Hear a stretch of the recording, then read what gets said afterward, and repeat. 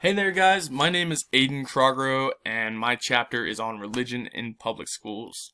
So let's get started. All right, religion in school. This chapter is in three different categories, and it talks about some important questions about teaching and religion. Teaching about religion in public schools is the first one. The second one is personal beliefs of teachers.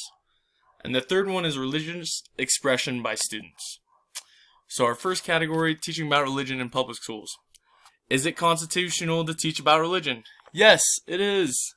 In the 1960s, the U.S. Supreme Court indicated that public school and public education may include teaching about religion. I found a quote that said, "One's education isn't complete without religion." Another great quote I found at the beginning of this chapter says that public schools may not inculcate nor inhibit religion. I had no idea what the word inculcate meant, so I had to look it up. But it gave me some great definition of these two good words that I really feel like describe how public schools and religion should go together. So inculcate is to instill an attitude, idea, or habit by persistent instruction. And inhibit is hinder, restrain, or prevent an action or process.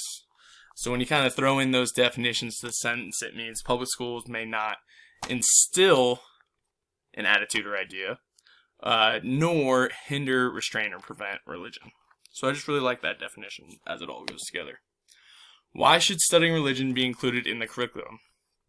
Religion plays a significant role in our understanding of society and the world as we know it today. We would not be able to look at today and have a good understanding of what's going on if we didn't know just a little bit about religion. In school, omission of the facts that have happened surrounding religion can give students impressions that we're picking and choosing which religions to cover. And we don't want to pick and choose. We just want to basically give them all the information we can. There are three major principles from the foundation of consensus on teaching about religion in public schools. And those three are, number one, as the Supreme Court has made clear, study about religion in public schools is constitutional. Number two, inclusion of study about religion is important in order for students to be properly educated about history and cultures. And number three, religion must be taught objectively and neutrally. The purpose of public schools is to educate the students about a variety of religious traditions, not to indoctrinate them into any tradition. All right, let's move on to the next one. Is religion included in textbooks and standards? Yes! We're moving toward a time, currently in today's public schools, where religion is beginning to become more widely talked about. Religion is being brought up in more social studies classes and advanced English classes. States like California are requiring students to have considerable study of religion. I know growing up in Oregon, I even remember learning about other religions as just part of normal school. For those of you who've grown up here in Utah, I'm sure you get some religion in at least a little bit of grade school. So I'd like to take a little bit of a second to discuss with the people next to you about what your education was like and how much was religion brought up in your education. Were there certain religions you guys didn't learn about? Go ahead and talk to each other for about the next minute and a half, and then I'll start talking again.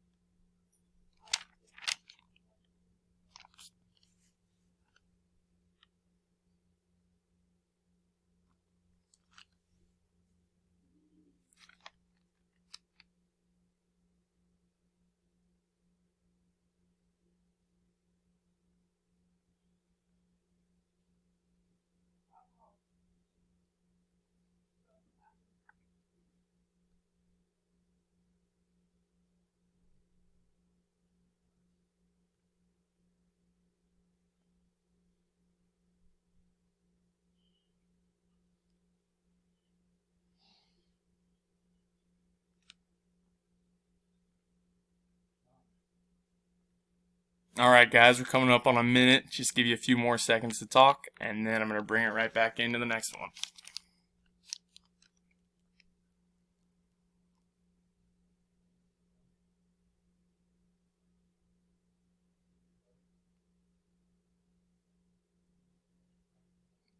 Alrighty, let's keep it going. So moving right along to the next question, how should we teach about religion? This was a great chapter, and it mostly just gave some really, this is a great part of the chapter, and it gave some really good points on kind of how we should do it and how not. So we'll just go through these points together. The school's approach to religion is academic and not devotional. The school strives for students' awareness of religions, but does not press for the students' acceptance of any religion. The school sponsors study about religion, but not the practice of religion. I think that's a great one that shows that we're really just there to educate. We are no more than the book with knowledge. We're not trying to force that knowledge on anyone. We're just putting it out there. The school may expose students to a diversity of religious views, but may not impose any particular view. Going back to that. Putting the religion on people. We're not trying to do that. The school educates about all religions. It does not promote or degenerate religion. The school informs students about various beliefs. It does not seek to conform students to any particular belief. I just think these are great points that really hit home about what we're trying to do when we incorporate religion into our teaching. Here's a great one. May we pray or otherwise practice my faith while at school? So we're switching it up now. We're getting into the personal beliefs of teachers. And as government employees, teachers fall into the Establishment Clause of the First Amendment and are required to be neutral when it comes to their work. So, long story short, although teachers do have the right to pray while on break, as long as it's not interrupting their normal day. Teachers do kind of have the right to pray, but as it says, can't interrupt your normal day. Teachers have the right to start Bible clubs with others. Teachers pray and engage in other religious practices. As long as we're not forcing beliefs on others, we're in the clear. Here's a great question. How do we respond if students ask us about our religious beliefs? This is a tricky one, and it's really up to you. Remember to consider the age of your students when answering this question. Some students might be too young. Younger students may struggle in separating a religious view from a person, and this could cause problems further on down the road. You don't want to just kind of get labeled as something and have a student not like you for any reason just because you told them what you personally believe. On to our last category. This is religious expression of students. Here are just some more questions, and the answers are very similar, so we'll get through these real fast. Here are the two questions. May students express religious views in public school? May students express religious views in their assignments? These two questions are both answered by yes. In a summary given, it states,